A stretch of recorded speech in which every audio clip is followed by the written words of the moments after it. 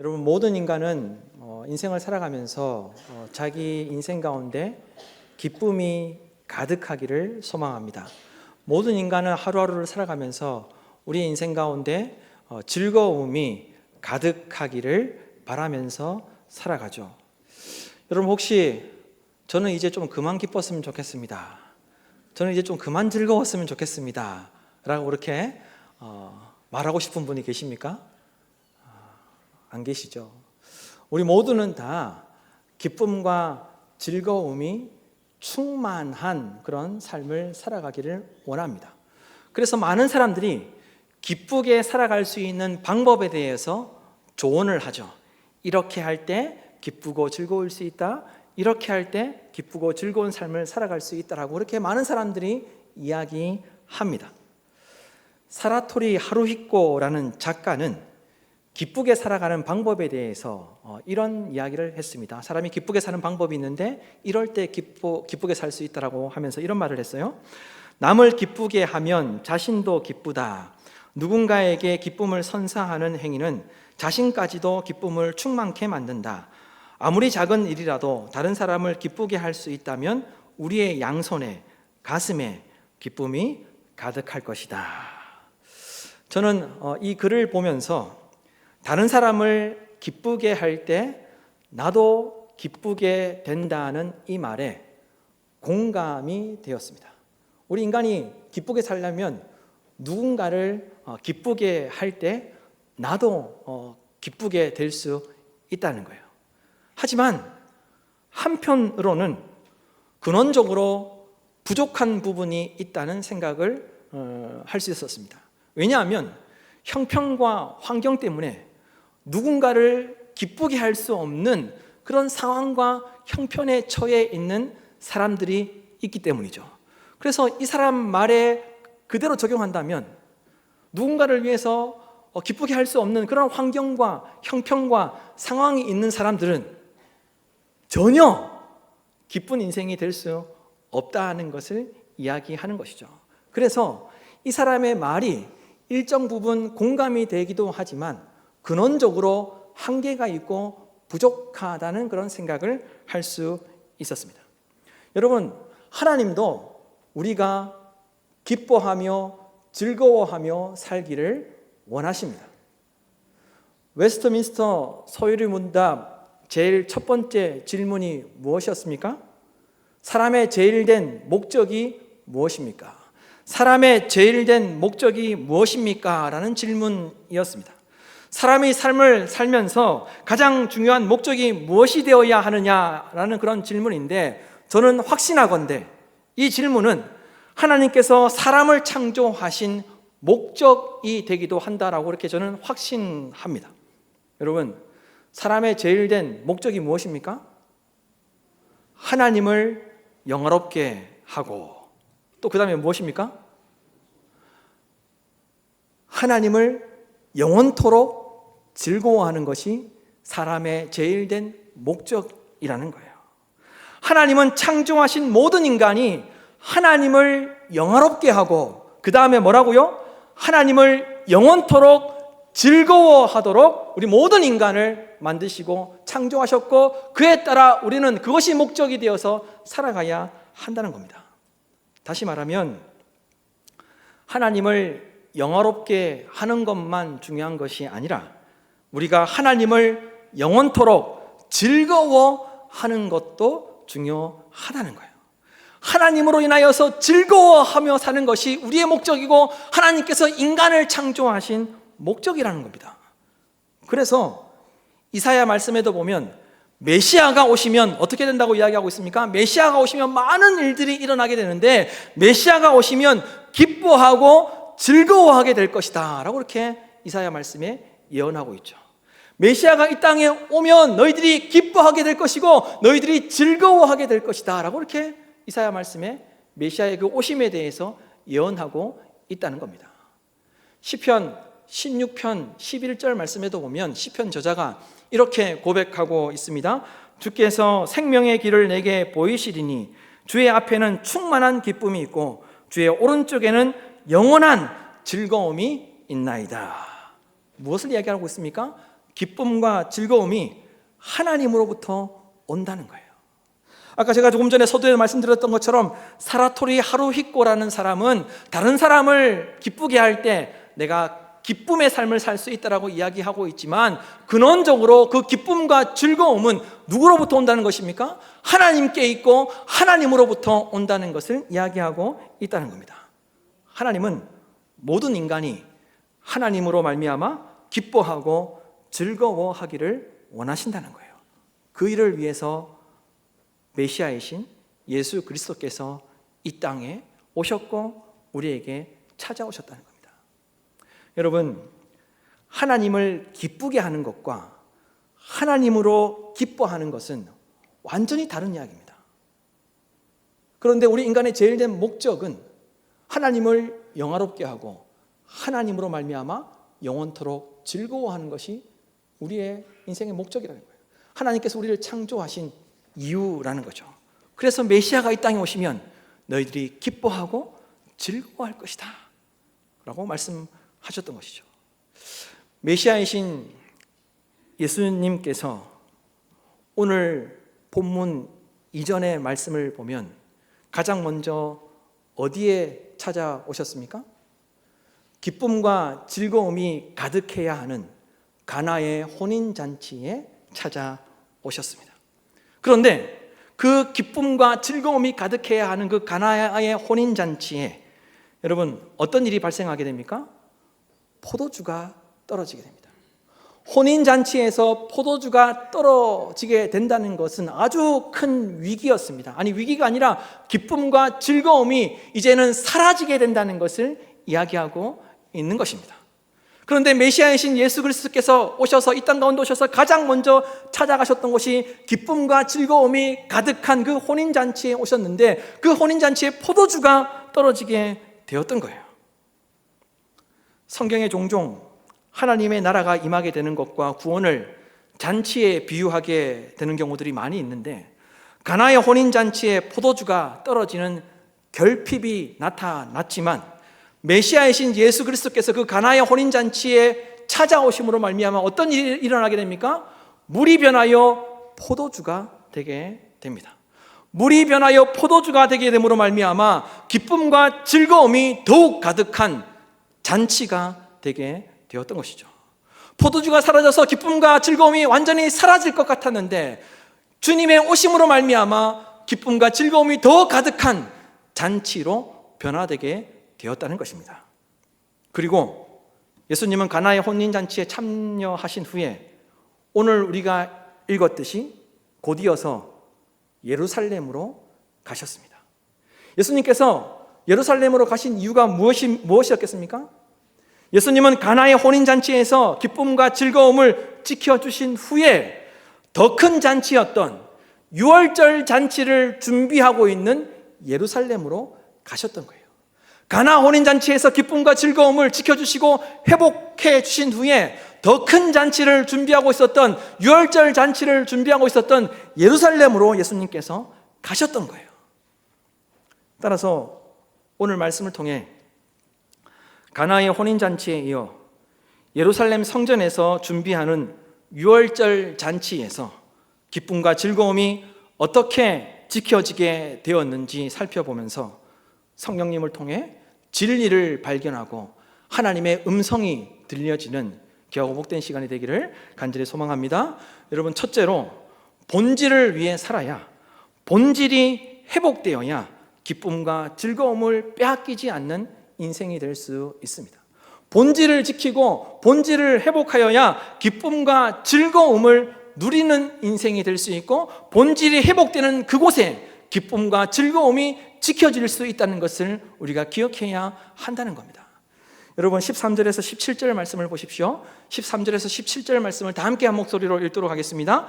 유대인의 유월절이 가까운지라 예수께서 예루살렘으로 올라가셨더니 성전 안에서 소와 양과 비둘기 파는 사람들과 돈 바꾸는 사람들이 앉아 있는 것을 보시고 노끈으로 채찍을 만드사 양이나 소를 다 성전에서 내쫓으시고 돈 바꾸는 사람들의 돈을 쏟으시며 상을 엎으시고 비둘기 파는 사람들에게 이르시되 이것을 여기서 가져가라. 내 아버지의 집으로 장사하는 집을 만들지 말라 하시니 제자들이 성경 말씀에 주의 전을 사모하는 열심이 나를 삼키리라 한 것을 기억하더라.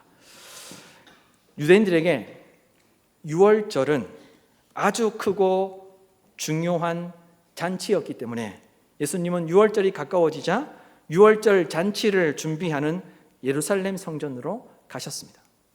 가나의 혼인 잔치는 한 가정, 개인을 위한 잔치였다면 유월절 잔치는 이스라엘 모든 민족들을 위한 잔치였기 때문에 유대인들에게 아주 크고 아주 중요한 잔치였습니다. 그래서 유월절이 가까워지자 예수님은 유월절 잔치를 준비하고 있는 예루살렘 성전에 찾아가셨던 것입니다. 여러분, 당시 유대인들에게 성전은 하나님과 그의 백성이 잔치하고 교제하는 곳이었습니다. 제사라는 잔치를 통해서 하나님은 하나님의 백성을 그 잔치 가운데 만나 주셨습니다. 그래서 성전은 기쁨과 즐거움이 가득한 곳이 되어야 하고 기쁨과 즐거움이 가득해야 했습니다. 그런데 예수님은 유월절 잔치를 준비하는 가나의 혼인 잔치를 끝내신 후에 그곳에서 기쁨과 즐거움을 회복해 주신 후에 유월절 잔치를 준비하는 예루살렘 성전에 들어가셔서 기뻐하고 즐거워하셨던 것이 아니라 어떻게 하셨습니까? 분노하셨습니다. 화내셨습니다. 그래서 그 안에 있던 양과 소를 다 성전 밖으로 내쫓으셨습니다. 뿐만 아니라 소와 양을 파는 사람들의 상과 그리고 헌금하기 위해서 돈을 바꾸는 환전하는 사람들의 상을 엎으셨습니다. 유월절 잔치를 준비하는 예루살렘 성전에 들어가셔서 기뻐하고 즐거워했던 것이 아니라 그 잔치를 준비하는 그 성전에서 분노하며 화를 내시면서 그 안에 있는 양과 소를 다 내쫓으셨고 그 안에서 그 파는 그 사람들의 상과 돈을 바꿔주는 사람들의 그 상을 엎으셨습니다. 성전에서 그와 같이 하셨다라고 말씀하셨습니다. 우리가 보고 있는 성경은 재물을 사고 팔고 헌금하기 위해서 환전하는 행위가 성전 안에서 있었다라고 이렇게 기록하고 있죠. 성전 안에 있었다. 14절에 성전 안에서라고 이렇게 기록하고 있습니다. 그런데 새번역 성경과 공동번역 성경을 보면 좀 더 구체적으로 번역하고 있습니다. 성전 뜰에서라고 이렇게 번역하고 있습니다. 성전 뜰에서 그와 같은 모든 일들이 일어났다는 것을 이야기하고 있습니다. 그렇다면 여러분, 성전 뜰은 어떤 곳이고 어디를 말하는 것일까요? 첫 번째 사진을 보여주십시오. 첫 번째 사진은 당시 유대 도시를 이렇게 조금 축소해서 모형으로 만들어 놓은 곳입니다. 그런데 지금 네모 박스, 빨간 네모 박스 안에 있는 저곳이 바로 성전이었습니다. 성전. 쉽게 설명하면 여러분, 우리 목민교회 하면은 이 목민교회 이 건물만 이야기하는 것이 아니라 이 주변 부지 전체를 목민교회라고 이야기하죠. 주차장도 목민교회입니다. 그러니까 당시에 성전이라고 하면 저 가운데에 있는 건물만 아니라 저 전체를 성전이라고 그렇게 이해를 했습니다. 두 번째 사진 보여주십시오. 그런데 그 가운데 있었던 건물을 조금 더 확대해서 보면 이제 이게 소위 말하면 성전 건물이라는 거예요. 이 성전 건물 안에 높은 저 건물이 이제 저 안에 이제 성소가 있고 지성소가 저 안에 있는 겁니다. 그런데 그 앞에 공간들이 나누어져 있죠. 그런데 이 성전 건물 안에 각 사람들의 뜰이 있었습니다. 조그만 빨간 네모 박스 그 글자가 보이는지 모르겠지만 제사장들의 뜰이 있었고, 그리고 유대인 남자들이 들어갈 수 있는 뜰이 있었고, 그리고 저기 플러스 모양으로 되어 있는 저 빨간 박스 저곳은 소위 말하면 여자들의 뜰이었습니다. 이렇게 각 사람들이 들어갈 수 있는 뜰이 있었습니다. 뜰. 그런데 그렇다면 이방인의 뜰은 어디냐? 이방인의 뜰은 다음 사진을 보여주십시오. 다시 첫 그 모양으로 들어가면 저 성전 건물 밖이 이방인의 뜰이었습니다. 이방인의 뜰. 그런데 중요한 것은 성전에는 이렇게 각 사람들의 뜰이 나누어져 있었고, 사람들은 자기가 들어갈 수 있는 뜰까지만 들어갈 수 있었습니다. 그리고 그 뜰에서, 예를 들면 여자들은 그 여자들의 뜰에서 하나님께 기도하고 하나님을 찬양하고 하나님께 예배를 드릴 수 있었던 거예요. 그래서 여자들은 그 정해진 뜰에 들어가서 하나님을 만날 수 있었다는 겁니다. 그리고 문제는 그런데 이방인의 뜰, 이 오늘 말하는 성전 뜰에서 그와 같이 장사했다는 것은 이방인의 뜰을 이야기합니다. 문제는 이방인의 뜰을 장사하는 곳으로 만들어버렸다는 거예요. 이방인의 뜰을 장사하는 곳으로 사용했다는 겁니다. 그렇다면 여러분, 왜 유대인들은, 왜 종교 지도자들과 제사장들은 이방인의 뜰을 장사하는 곳으로 만들었을까요? 당시에 이 예루살렘 성전을 다른 말로 이야기하면 헤롯 성전이라 불렀습니다. 헤롯 성전.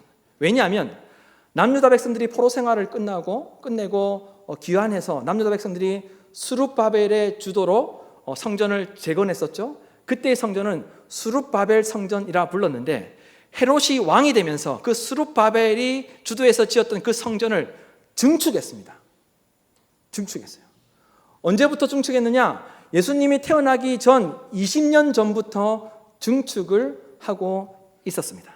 그래서 헤롯 왕이 증축했다고 해서 헤롯 성전, 헤롯 왕의 성전이라고 그렇게 부르는데, 중요한 것은 예수님이 오신 지 한참 지났음에도 불구하고, 예수님이 공생애를 시작하고 있었음에도 불구하고, 예수님 탄생 전에 증축하기 시작했던 그 성전이 예수님이 공생애를 시작하고 있음에도 불구하고 그 성전 증축 공사가 끝나지 않았던 거예요. 계속해서 성전을 증축하고 있었던 거예요. 그러니 여러분, 당연히 뭐가 많이 필요했겠습니까? 결국 돈이 문제입니다. 돈이 많이 필요했던 것이죠. 그래서 제사장들과 종교 지도자들과 유대인들은 헤롯 왕의 눈치를 보면서 성전을 위한다고 이야기하면서 성전의 역할과 기능을 변질시켜 버렸던 겁니다. 특별히 이방인의 뜰, 이방인들이 하나님을 만나고 하나님과 교제하고 하나님께 기도하고 하나님께 예배드렸던 그 이방인의 뜰을 장사하는 곳으로, 돈을 벌여드리는 성전을 위한다고 하면서 그곳을 변질시켜 버렸습니다. 성전의 역할과 기능을 변질시키고 말았습니다. 당시에 가장 힘이 없고 하나님과의 관계가 없다고 생각했던 이방인들의 뜰을 유대인들과 제사장들과 종교 지도자들이 재물을 사고 팔고 헌금할 돈을 환전하는 곳으로 변질시켜서 성전의 역할과 기능을 하지 못하도록 만들었던 겁니다. 또한 더욱 심각한 것은 여러분, 그 성전 벽에 당시에 이방인들에 대한 이런 경고문이 붙어 있었다고 합니다. 어떤 이방인도 성소 주위에 있는 앞마당과 난간에 들어올 수 없다. 적발되는 자는 누구를 막론하고 그에 따르는 죽음을 면치 못할 것이다. 당시 유대인들이 이방인들을 어떻게 생각했는지를 이 경고문을 통해서 우리가 짐작해 볼 수 있는 것이죠. 하나님을 믿고 하나님을 예배한다는 유대인들이 이방인들을 소중하게 생각하지 않았습니다. 하나님을 믿고 하나님을 예배한다고 하는 유대인들이 이방인들이 하나님을 만나는 그 이방인의 뜰을 소중하게 생각하지 않았습니다. 관심 갖지 않았습니다. 이방인들이 하나님과의 만남을 통해 잔치하고 하나님과 만나서 교제함으로 기뻐하고 즐거워해야 할 그 이방인의 뜰을 그래서 빼앗아 버렸습니다. 자기들은 예배드리는 것이 중요하다고 생각했으면서 이방인들은 하나님과 관계가 없고 이방인들은 소중하지 않으니까 그들이 어떤 신앙생활을 하든지 우리는 알 필요가 없고 관심 가질 필요가 없다라고 생각해서 그 이방인의 뜰을, 하나님을 만나고 하나님을 예배하는 그 이방인들이 하나님을 만나고 하나님을 예배하는 그 장소를 없애버렸습니다. 그래서 예수님께서 분노하셨던 겁니다. 당시에 유대인들과 제사장들과 종교 지도자들은 자기는 예배를 잘 드렸습니다. 그런데 이방인들이 하나님을 만나고 하나님께 기도하고 하나님을 만나야 할 그 통로와 그 연결고리를 성전을 위한다는 이유로 그곳을 없애버렸기 때문에 하나님께서 분노하셨던 겁니다. 예수님께서 분노하셨던 거예요. 그래서 예수님께서는 메시아에 대한 예언이 기록된 이사야 말씀을 인용하시면서 이렇게 말씀하셨죠. 예수님이 인용하신 이사야 56장 7절 말씀은 이런 말씀입니다. 내가 곧 그들을 나의 성산으로 인도하여 기도하는 내 집에서 그들을 기쁘게 할 것이며, 기도하는 내 집에서 그들을 기쁘게 할 것이며, 그들의 번제와 희생을 나의 제단에서 기꺼이 받게 되리니 이는 내 집은 만민이 기도하는 집이라 일컬음이 될 것임이라.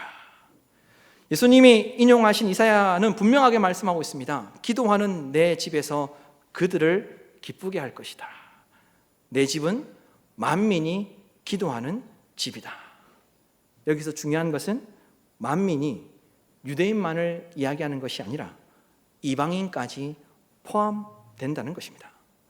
다시 말해서 성전은 누구라도 들어와서 하나님과 함께하고 하나님과 만남을 통해 기뻐하고 즐거워하는 장소가 되어야 한다는 거예요. 성전은 하나님과 만남을 통해 잔치하고 교제하고 기도하고 가르치고 경건한 제사를 드리는 곳이 되어야 한다는 거예요. 이를 위해서 그 어떤 누구에게도 열려 있어야 한다는 것입니다.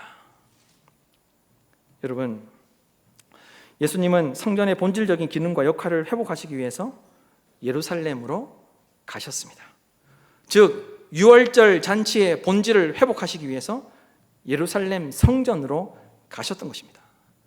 마찬가지로 여러분, 오늘날 우리는 예배를 통해서 하나님과 만나며 하나님과 교제할 때 기쁨과 즐거움을 누리게 되는 줄로 믿습니다.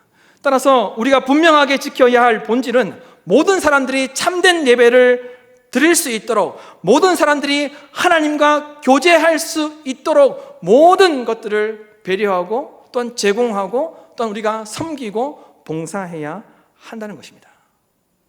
메시아이신 예수님이 오신 목적대로 만민에게 기쁨이 되지 않고 유대인만을 위하는 예루살렘 성전처럼 오늘날 교회 공동체가 우리만을 위한 장소, 우리만을 위한 모임이 되어서는 안 된다는 것입니다. 교회 공동체는 모든 이들이 누구든지 하나님을 만날 수 있도록, 하나님과 교제함으로 기쁨과 즐거움을 누릴 수 있도록 하나님과의 만남을 연결하는 통로가 되어야 한다는 것을 우리가 기억해야 한다는 것이요. 이것이 교회 공동체의 본질이고, 이 본질이 지켜질 때 기쁨과 즐거움이 충만한 교회 공동체가 되게 될 줄로 믿습니다.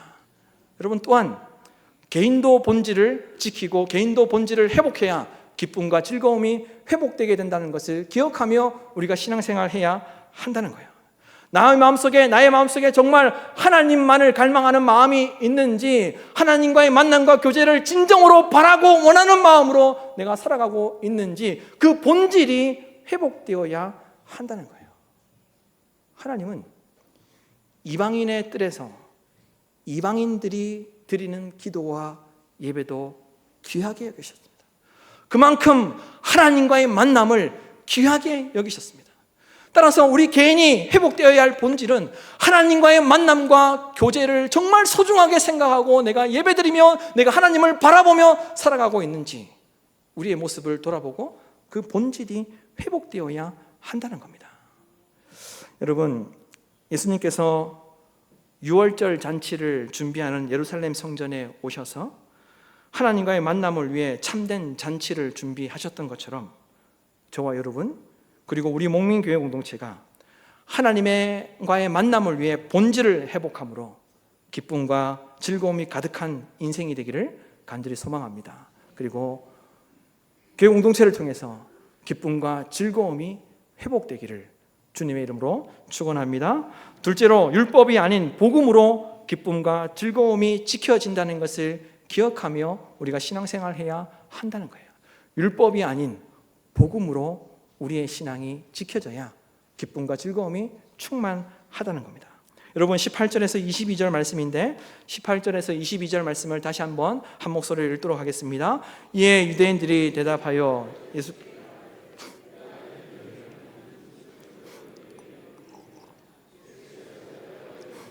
너희가 이 성전을 헐라 내가 사흘 동안에 일으키리라. 유대인들이 이르되 이 성전은 46년 동안에 지었거늘 내가 3일 동안에 일으키겠느냐 하더라. 그러나 예수는 성전된 자기 육체를 가리켜 말씀하신 것이라. 죽은 자 가운데서 살아나신 후에야 제자들이 이 말씀하신 것을 기억하고 성경과 예수께서 하신 말씀을 믿었더라. 아멘.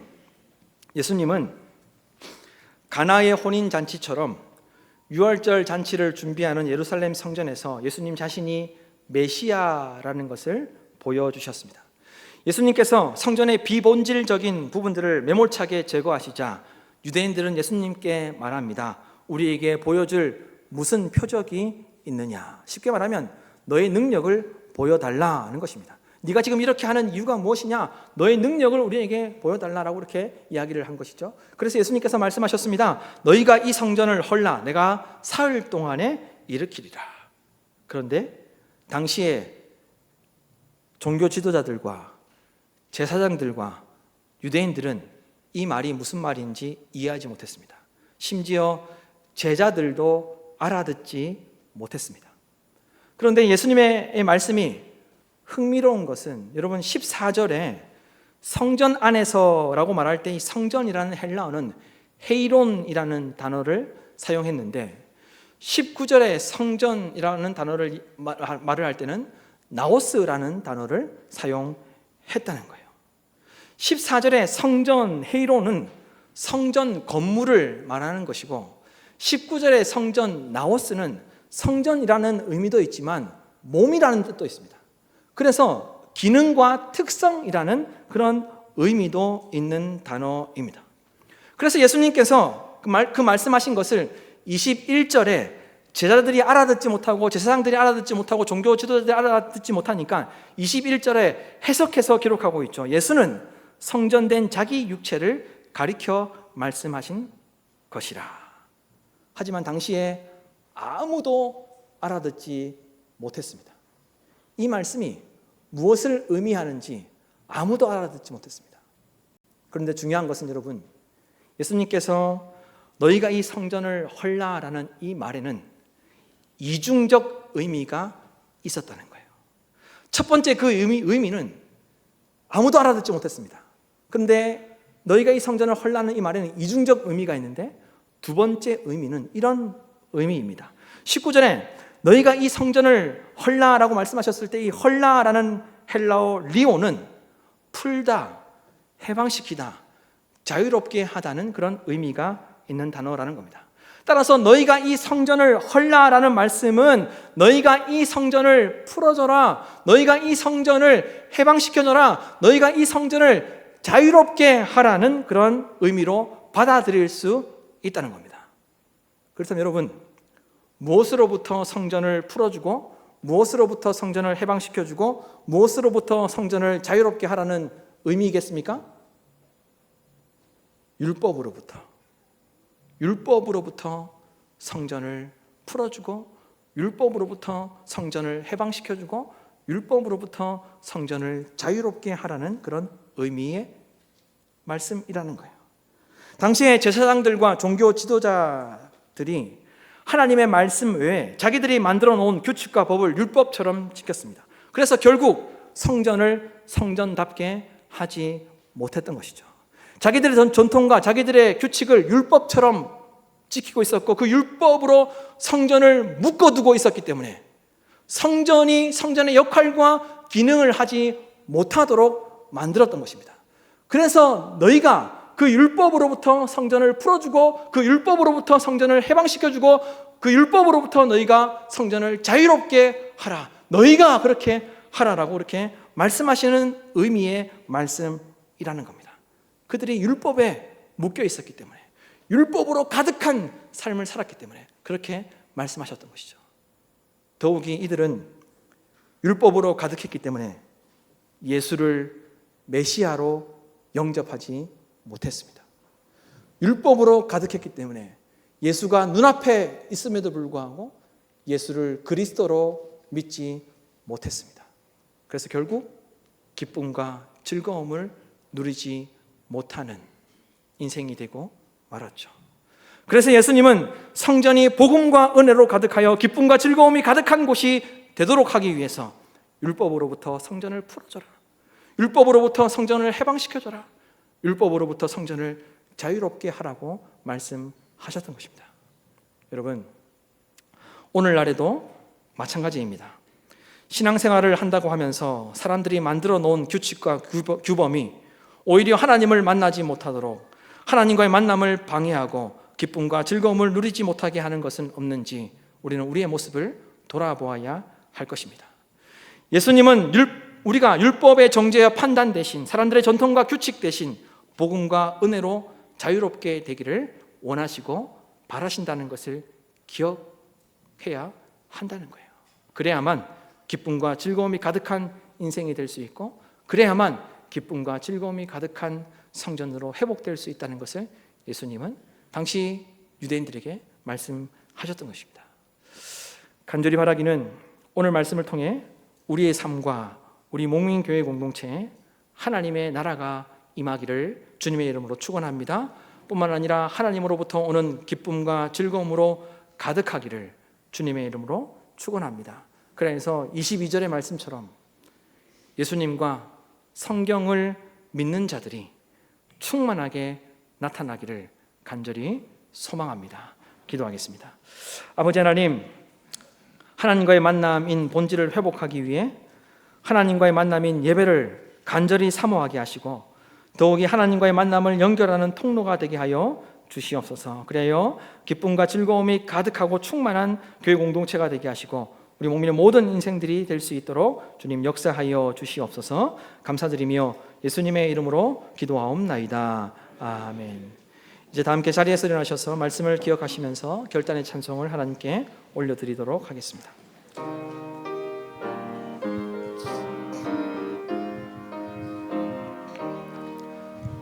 내 맘에 주여 소망 되소서. 주 없이 모든 일 헛되어라. 밤에나 낮에나 주님 생각, 잘 때나 깰 때 함께 하소서. 지혜